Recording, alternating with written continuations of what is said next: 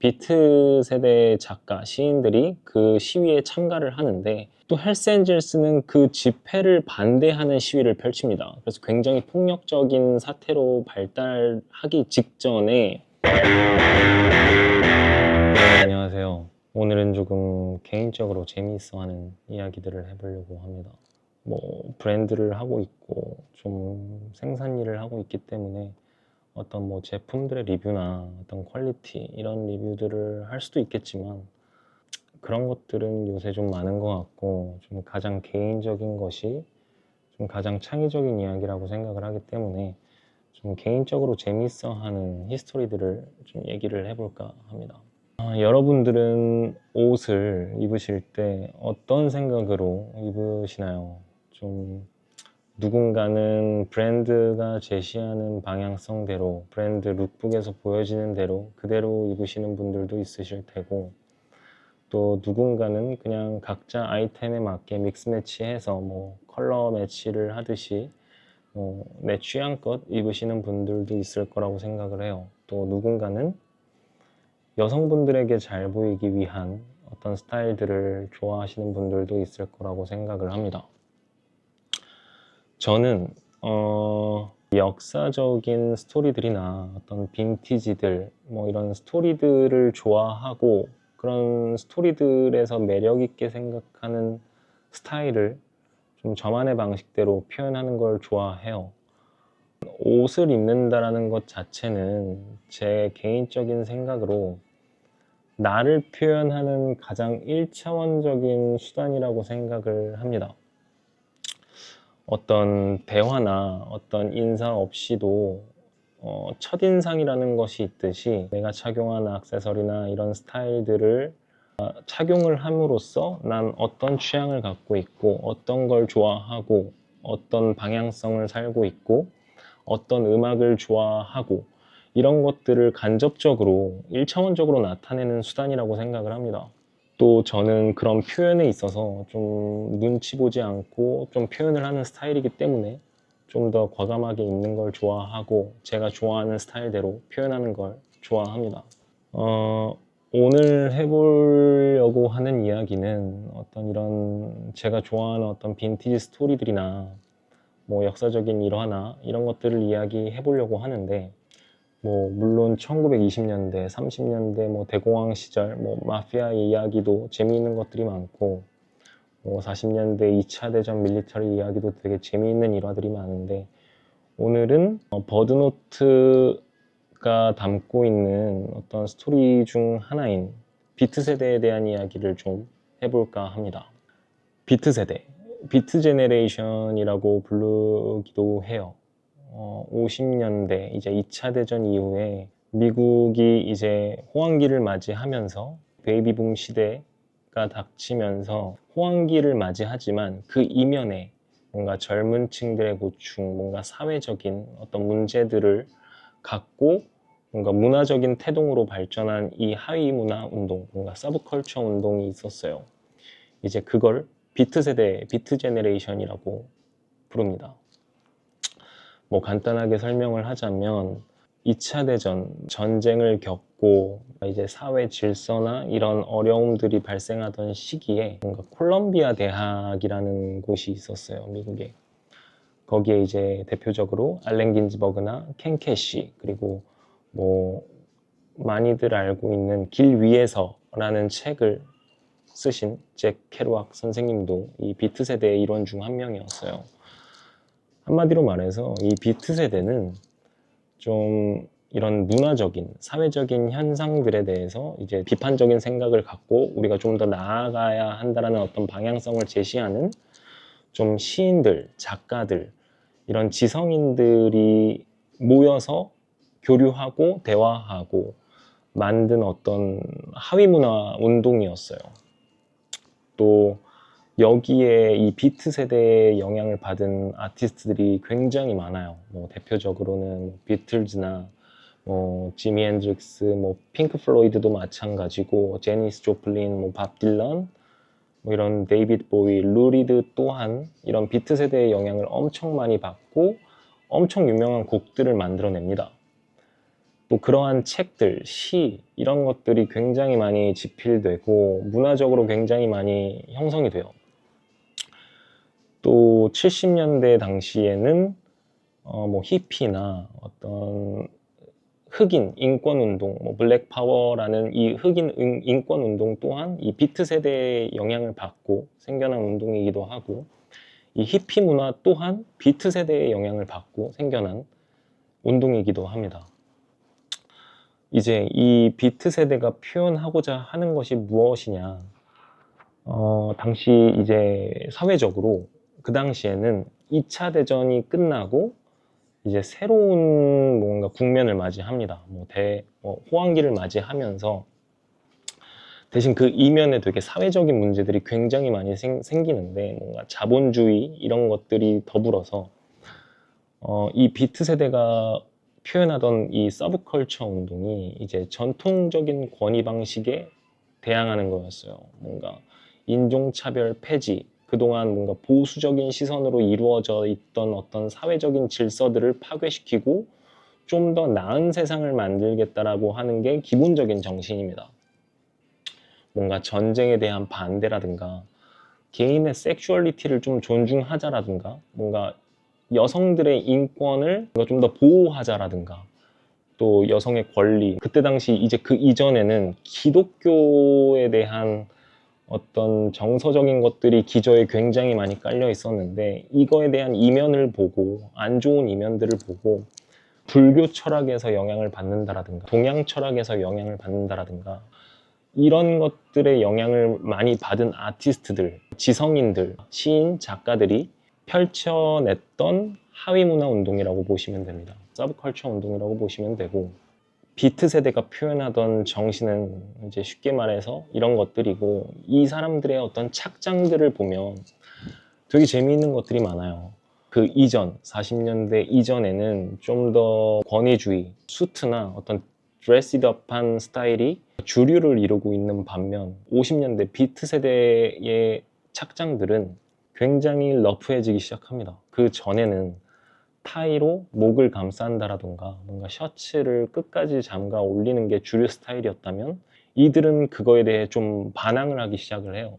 셔츠를 풀어 헤치고 플라넬 수트를 입는다라든가, 타이를 벗고 차라리 오픈 칼라 형식의 되게 캐주얼한 목을 드러내는, 당시 이제 목을 드러낸다라는 것 자체가 굉장히 파격적인 스타일이었거든요. 마치 여성들의 미니스커트처럼 같은 맥락이라고 보셔도 좋을 것 같아요. 딱 갖춰진 전형적인 드레스드업한 스타일이 아니라 뭐 빈티지, 근데 그 당시에는 빈티지라는 말보다는 세컨핸즈라는 말이 좀 더 정확할 것 같아요. 당시의 세컨핸즈를 믹스매치하여 좀 더 낡아 보이게, 좀 더 헐어 보이게, 좀 더 내추럴하게 표현을 하려고 합니다. 이것 또한 전통적인 권위주의에 대한 대항하는 방식이라고 보시면 좋을 것 같아요. 그런 착장들 또한 제가 전개하고 있는 버드노트에 굉장히 많은 영향을 주었고요.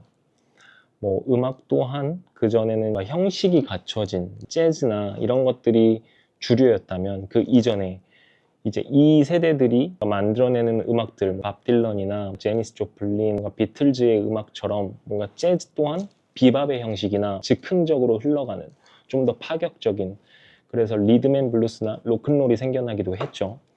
그래서 이 비트 세대가 일궈냈던 이 운동들이 이 문화적으로 굉장히 큰 파급력을 만들어냅니다. 서브컬처를 좋아하시는 분들에게 또 되게 전설적인 일화를 이야기를 하자면, 60년대 당시에 이제 비트 세대에 켄 캐시라는 인물이 있었어요. 이 켄 캐시라는 인물이 굉장히 재미있는 인물인 게, 뭔가 LSD나 이런 것들도 즐기면서 또 현 시대를 굉장히 통찰하고 좀 정확하게 바라보고 좀 사회적인 메시지나 이런 표현들을 굉장히 과감없이 하던 인물이기도 합니다. 이제 알렌 긴즈버그와 켄 캐시, 아까 말씀드렸던 잭 캐루악 같은 이런 작가들이 모여서 표현하던, 당시 60년대 당시에 굉장히 전설적인 일화가 있었다면, 켄 캐시를 필두로 한 이상한 모임이 생깁니다. 앨런 긴즈버그와 켄 캐시, 잭 캐루악 같은 인물은 당연하고, 당시 헬스엔젤스, 이제 헬스엔젤스라고 하면 쉽게 말해 미국의 바이크 갱단이에요. 이런 인물들과 어떤 파티나 이런 교류를 하고 있는 인물들 중에 람다스라는 인물도 있었어요. 뭐 아시는 분들은 아실 테지만 지금 현 시대 종교적으로 굉장히 유명한 인물이죠. 동양 철학이나 서양인임에도 불구하고 굉장히 많은 실험을 하고 종교적으로 굉장히 유명한 인물인데, 이 람다스라는 인물도 이 파티, 이 교류의 일원이었어요. 곤조 저널리즘, 제가 되게 좋아하는 곤조 저널리즘의 헌터 S. 톰슨 또한 문화 교류의 장의 일원이기도 했습니다. 엄청 성격이 다르고 스타일도 다른 이 사람들이 그냥 한 집에 모여 파티처럼 만나 술도 먹고 뭐 같이 대화를 나누고 많은 것들을 교류하던 어떤 파티가 있었어요. 항상 그 장소 앞에는 경찰차들이 항상 있었고, 좀 그냥 이런 일화들이 하위 문화를 좋아하는 사람들한테는 굉장히 전설적인 스토리로 여겨지기도 해요. 되게 람다스라는 종교적인 인물과 뭐 앨런 긴즈버그와 켄켓이라는 뭐 비트 세대의 어떤 작가와 시인들, 그리고 60년대 바이크 갱들, 헬스엔젤스의 일원들, 이 조합들이 굉장히 신선했는데 굉장히 큰 파급력을 일으킵니다. 문학적으로나 예술적으로나 음악적으로나 멋있는 문화들을 만들어내요. 뭐 헬스엔젤스는 40년대 2차 대전을 겪은 어떤 퇴역 군인들, PTSD를 겪고 있는 퇴역 군인들이나 정부에 반하는 사상을 갖고 있는 젊은 층들이 모여있는 어떤 바이크 갱들, 집단이었어요. 이들은 이제 미국산 바이크들, 뭐 실제로 이 엔젤스라는 클럽에 가입을 하려면 미국산 바이크만 이 엔젤스에 받아주는 그들만의 룰도 있었어요. 할리 데이비슨이나 인디언 모터사이클 같은 미국산 바이크를 타야만 이 엔젤스에 가입할 수 있는 어떤 뭐 룰도 있었고, 실제로 아까 말씀드렸던 곤조 저널리즘, 또 헌터 S. 톰슨에 대해 뭐 간단하게 얘기를 하자면 60년대 이제 곤조 저널리즘이라는 저널을 펼치던 헌터 S. 톰슨이라는 사람이 있었는데, 이 사람이 왜 세계적으로 유명하냐 하면 저널을 쓰는 방식, 그런 분위기 자체가 굉장히 파격적이었어요. 우리나라로 치면 기자들이나 미디어에서 이야기하는 사람들은 좌나 우로 치우쳐지지 않고 이 중심에 서서 객관적으로 이야기를 해야 된다, 이런 것들이 뭔가 기저에 깔려 있죠. 근데 이제 곤조 저널리즘, 이 곤조는 아예 대놓고 주관적으로 자기의 저널들을 쓰기 시작합니다.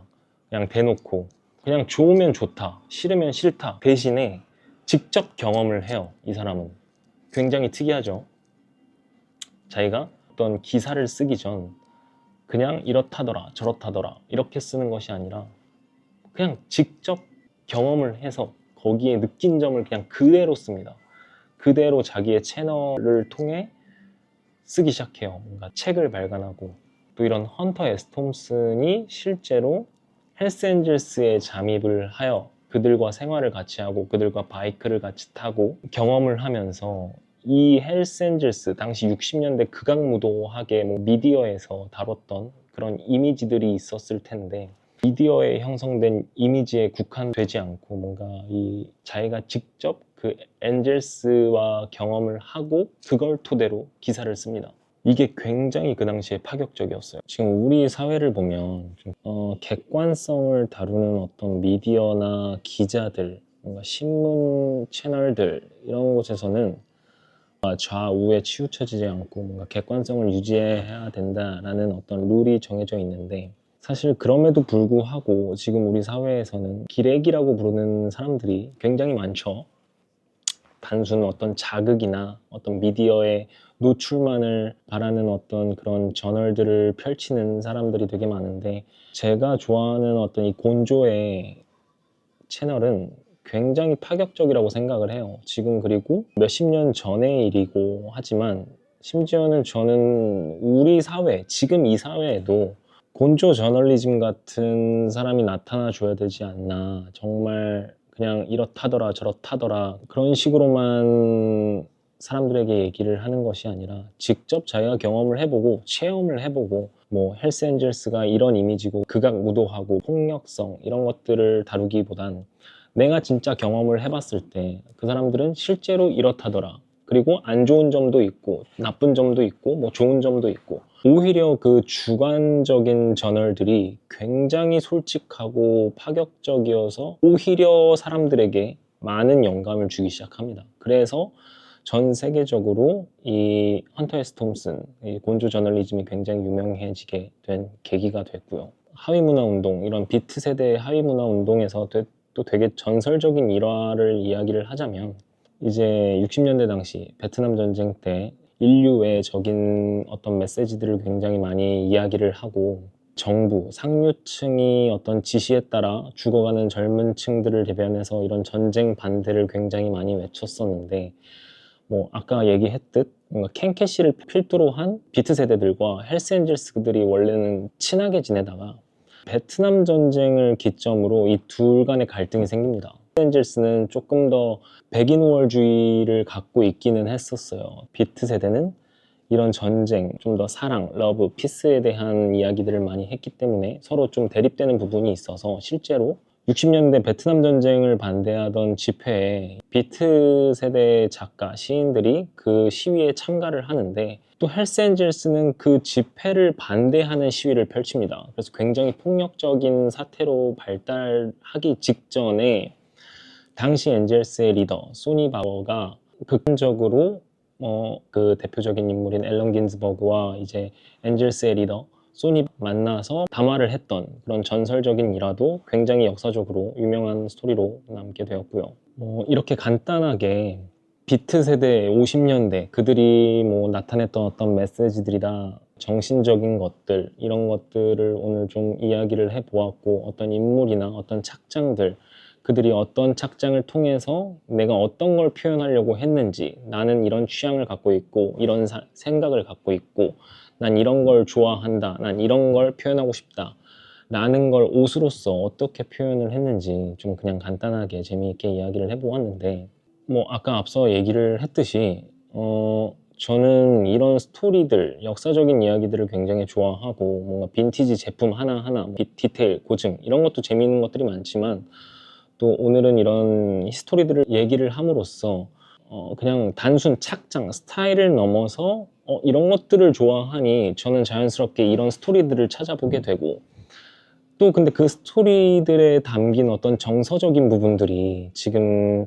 24년, 25년을 살아가고 있는 서울에서 살아가고 있는 제가 느끼기엔 정서적으로 많이 맞닿아 있다는 부분이 굉장히 많이 들었어요. 권위주의나 기성세대, 인권, 뭐 전쟁, 우리나라도 굉장히 전쟁에 많이 밀접해 있고 아직 휴전 상태인 우리나라에서도 또 70년 전임에도 이런 서울의 지금 문화와 어떻게 보면 좀 우리에게도 필요한 어떤 표현이나 어떤 주관적으로 표현하는 그런 용기들이 필요한 시대이지 않을까라는 생각을 하기도 합니다.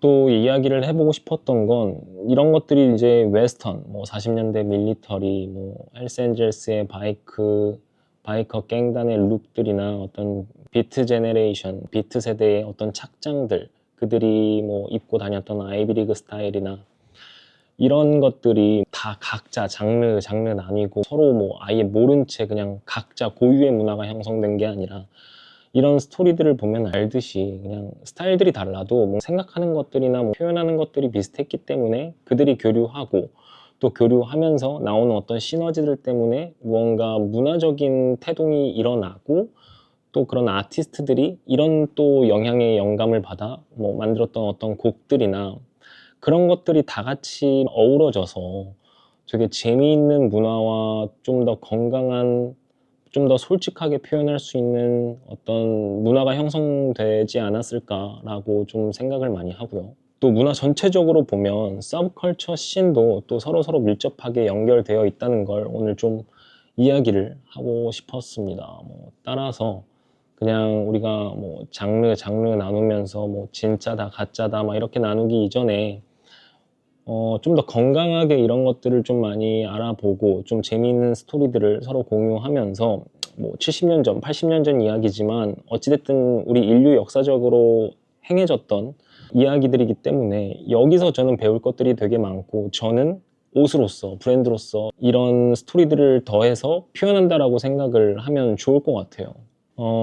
정말 어떻게 보면 제가 좋아하는 이런 오리지널 문화, 이런 스토리들을 갖고 있는 오리지널 문화들이 단순 디자인, 멋 여기에 그쳐서 소비 문화, 더 나아가서는 뭔가 사치 문화로 발달되어지기보다는 이런 착장들, 이런 옷들, 내가 표현하고 1차원적으로 표현하는 나의 착장들이 거리에서 보여지면 너 이런 거 좋아해? 이런 스토리도 좋아해? 공유를 통해 좀 더 건강하고 그냥 정말 그냥 진심으로 즐길 수 있는 문화가 되었으면 좋겠습니다.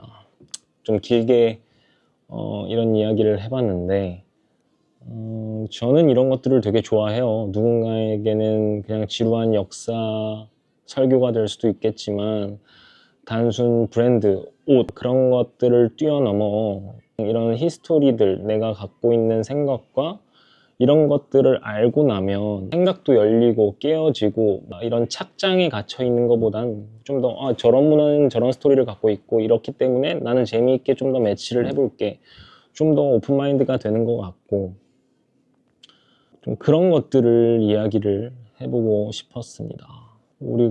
제가 좋아하는 것들, 뭐 마피아, 뭐 FBI가 생겨난 어떤 문화라든가 네이티브 아메리칸 스피릿, 어떤 정신들, 그들이 굴복하지 않고 계속해서 스스로 자립할 수 있었던 그런 스토리들, 이런 것들을 이야기를 하면 우리가 단지 예쁘니까, 뭔가 그레이드가 높다고 하니까 해서 소비만 하기보단 이런 스토리들을 알고 나면 사실 그런 것들이 무의미해진다라고 생각을 해요. 저는 그랬어요. 내가 아는 스토리들, 그러니까 아는 만큼 읽는다라고 생각을 하거든요. 저는 전적으로. 남들이 다 별로고 뭐 이상하다고 얘기를 해도 난 내가 좋아하고 내가 멋있다고 생각하는 이야기가 있으니까 그런 것들에 하나도 저는 흔들리지가 않아요. 내가 페도라를 쓰고 다녀도 내가 멋있다고 생각하는 이 40년대 빈티지 페도라가 남들에겐 그냥 카우보이 코스프레라고 불릴지언정 나 스스로는 되게 재미있는 스토리들을 알기 때문에 그런 타인의 눈치나 이런 것들을 보지 않고 그저 나 스스로, 내 스스로에게 잠겨 이렇게 살아가는 것들이 굉장히 행복하게 느껴지고 즐겁기 때문에 좀 다 같이 공유하고 건강하게, 또 우리가 앞으로 살아가는 어떤 문화적인 부분에 있어서도 배울 건 배우고 좀 우리가 나아가야 할 방향에서도 좀 생각하는 시간을 가졌으면 즐거울 것 같습니다. 이상입니다.